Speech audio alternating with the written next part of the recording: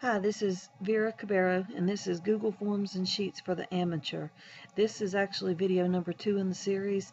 It's called Working with Forms, and I'm just going to demonstrate some tips and tricks that I think you'll find useful. Okay, the first thing I'm going to show you is how to get a summary of the form responses and graphical representation of each of your form questions. In order to do that, we need to be in the Google Sheets that holds the responses, not the form. I'm in form editing mode right now. So to get to the Google Sheet that holds the responses, I can click View Responses here. I can click View Responses here. So either way, it's going to take me to the same place. And there I am. I'm in the responses of a form I created called Google Forms Beginner. And so now that I'm in responses, in order to see the summary of responses, I just click on the word form up here on my toolbar. And when I click form, I have several choices. Edit form will take me right back where I was a second ago, and send form will give me that link that I need to share this form with others. Go to live form will take me to the version that others are going to see. Embed a form gives me the code to embed this in a web page. And what I'm going to look at now is show summary of responses. If I click that, it's just going to automatically create these graphs for me, these nice colorful graphs, one for each of my questions. And it will make a pie graph, bar graph, line graph, just dependent on the type of question and the results. So as you can see, I've got pie graphs and bar graphs, and it gives you information on how many people answered each of the, or chose each of the answer choices. It gives you both a number and a percentage.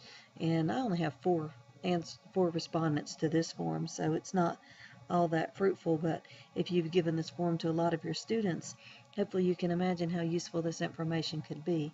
This is especially useful if you are doing kind of a formative assessment, giving different types of questions, and you want to see how many students are proficient in each one of the question types. You can easily project this on the screen. It's anonymous. There are no names attached to this, so you could show it without any problem. And it's great information for your students and for you to see what the misconceptions are and which questions people are missing, but also what they're choosing if they're missing it, what's the incorrect answers they're choosing. So it's a great little tool, and it's very, very easy. I do want to caution you, however, that these graphs will only reflect answers that are submitted through the form. They will not reflect answers that you manually add to your spreadsheet. Okay, so the summary of form responses could be found under the Form button. And the next thing I'm going to show you can actually be found under the Tools button. And this is an option if you would like to receive email notifications when your form or your sheet is altered. You can do that by clicking Tools and then click Notification Rules. Okay, under the notification rules, yours may be slightly different based on which kind of account you're using. If you're using a school account, you have some different options here, but you can be notified anytime a user submits a form or any changes are made.